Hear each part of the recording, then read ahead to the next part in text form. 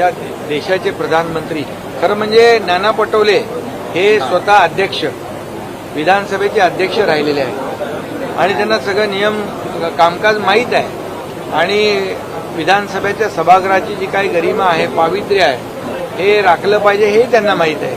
पण मला वाटतं का अगतिक झाले आज माहीत नाही ते म्हणजे अगदी डायरेक्ट अध्यक्षांच्याच आसनाकडे गेले आणि त्यांनी ते राजदंड देखील उचलण्याचा प्रयत्न केला.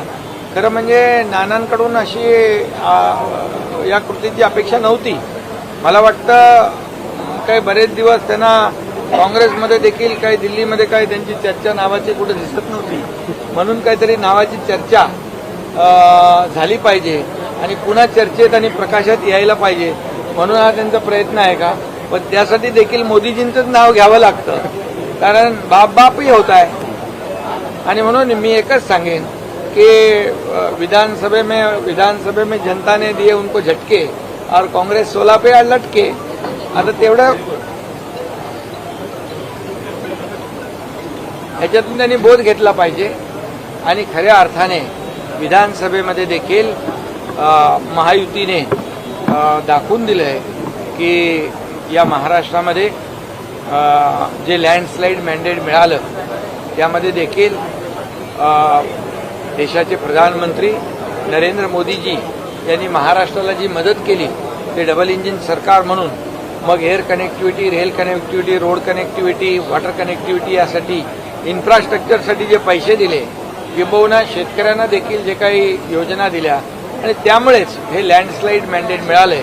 आणि म्हणून मी एकच सांगतो की देशाच्या प्रधानमंत्री असले देशाचे प्रधानमंत्री नरेंद्र मोदीजींचा एकेरी उल्लेख करणं हे देखील खरं म्हणजे नियमाला आणि जी काय आपली परंपरा आहे त्याला धरून नाही आहे आणि त्यामुळे देशाचे प्रधानमंत्री आहेत त्यांचा आदर केला पाहिजे सन्मान केला पाहिजे. जसे काँग्रेसचे राहुल गांधी देशाच्या बाहेर जाऊन देशाची बदनामी करतात प्रधानमंत्री नरेंद्र मोदीजींची बदनामी करतात.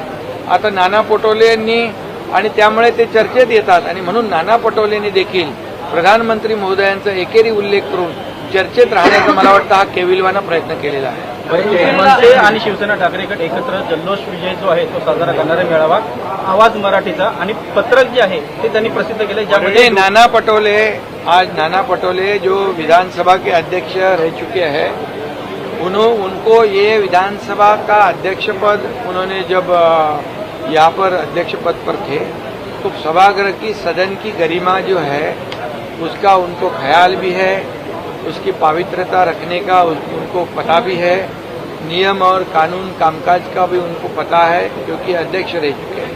और आज नाना पटोले इतने एग्रेसिव हो गए कि वो डायरेक्ट उन्होंने जाके अध्यक्ष जी के यहाँ पर आसन पे जाकर वो राजदंड उठाने की कोशिश की. तो ये तो नियम का भंग है सदन का अवमान है और इसीलिए जो कार्रवाई अध्यक्ष महोदय जी ने की है वो बराबर है. और उसके साथ मैं ये भी कहूँगा कि पिछले कई दिनों से नाना कहीं दिख नहीं रहे थे नाना हो गए थे तो इसलिए फिर से दोबारा वो चर्चा में आने के लिए आदरणीय नाम भी उनको प्रधानमंत्री जी का ही लेना पड़ा. लेकिन ये एक आदरणीय प्रधानमंत्री जी होते हैं हम लोग उनका जो नामोल्लेख करते हैं नाम लेते हैं अदब से लेते हैं आदर से लेते हैं लेकिन उनका वक्तव्य जो है प्रधानमंत्री जी के बारे में अपमानजनक था. ये दुर्भाग्य की बात है ये दुर्भाग्यपूर्ण बात है. आखिर प्रधानमंत्री देश के प्रधानमंत्री होते 140 करोड़ जनता के प्रधानमंत्री है और उनका सम्मान करना हमारा काम है. और जैसे राहुल गांधी विदेश में जाकर देश का और प्रधानमंत्री जी का अवमान करते हैं बदनामी करते हैं और तब उनको लगता है मुझे बहुत बड़ी पब्लिसिटी मिलती है वैसी कोशिश मेरे ख्याल से नाना पटोले जी ने की है. लेकिन नाना पटोले जी ने उनको पता है कि आखिर बाप ही होता है. तो आज हम देखते हैं कि महाराष्ट्र में भी लैंडस्लाइड मैंडेट जो मिला है इसकी वजह ये केंद्र सरकार ने भी मोदी जी ने भी हमें इस महाराष्ट्र के इंफ्रास्ट्रक्चर के लिए रेल कनेक्टिविटी हो, रोड कनेक्टिविटी हो, एयर कनेक्टिविटी हो, सभी पोर्ट के लिए वाधवान पोर्ट है, ये सब बड़े बड़े प्रोजेक्ट के लिए जो अटल सेतु है, ये बड़े प्रोजेक्ट जो है, समृद्धि महामार्ग है, इसमें केंद्र सरकार ने भी काफी हमें सहयोग किया है और इसीलिए ये राज्य में लैंडस्लाइड मैंडेट हुआ है। इसलिए अभी तो उनको 16 पे अटकना पड़ा है। इतना बड़ा झटका लोगों ने दिया है कि 16 पे अटका है। अभी उसमें से उन्होंने ध्यान रखना चाहिए।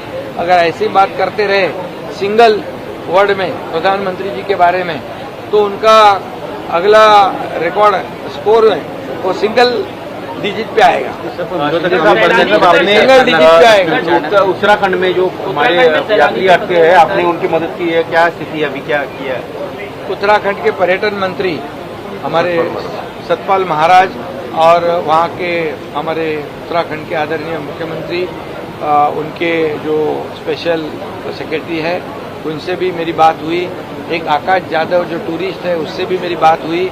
वो अभी वहाँ पर कौन सी चट्टी है, जानकी चट्टी और यमुना धाम, यमुनोत्री धाम, वहाँ पर जानकी चट्टी एक जगह है, वहाँ पर वो लोग रुके हैं। वहाँ लैंडस्लाइड हुआ है, लेकिन मेरी बात हुई है वो टूरिस्ट लोगों के साथ में, महाराष्ट्र के लोग हैं और वो अभी सुरक्षित है और उनको वहाँ की सरकार, वहाँ का प्रशासन पूरी तरह से मदद कर रहा है और वो जल्द से जल्द उनको सुरक्षित यहाँ पर लाया जाएगा। साहब कल कांग्रेस के नेता दिल्ली में गए थे, लेकिन अभी कांग्रेस कह रही है कि हम अकेले लड़ेंगे। महाविकास आघाड़ी में फूट पड़ती नजर आ रही है। कांग्रेस नेता को कहना है कि हमको अकेले लड़ना चाहिए। इसलिए आज नाना पटोले जी ने ऐसा किया क्या विधान भवन में, विधानसभा में, ये भी सोचने वाली बात है।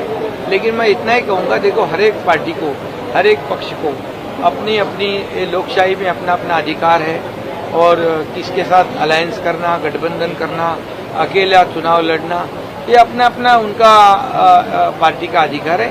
इसलिए अलग अलग पार्टियां हैं, अलग अलग निर्णय महाविकास आघाडी फुटीच्या मार्गावर आहे, त्यांच्या नावाने एक पत्रक काढण्यात आलं. ठाकरे बंधू एकत्र मेळावा वरळी डूम चांगलं आहे ना, त्याच्यात वाईट काय? त्याच्यामध्ये वाईट वाटून घेण्याचं काम काय? मराठी राजकीय नेत्यांना त्यांनी दर्जा मिळावा या दृष्टिकोनातून वेगवेगळ्या राज्यातील आमदार शिवसेनेत प्रवेश करणार असल्याची माहिती मिळते. काय सत्यता आहे? वेगवेगळ्या पक्षाच्या राजस्थान वगैरे राज्यातून आमदार शिवसेनेमध्ये प्रवेश केलेला आहे. अनेक राज्यातले पदाधिकारी, राज्यप्रमुखांनी आमच्यासोबत येण्याचं काम केलेलं आहे.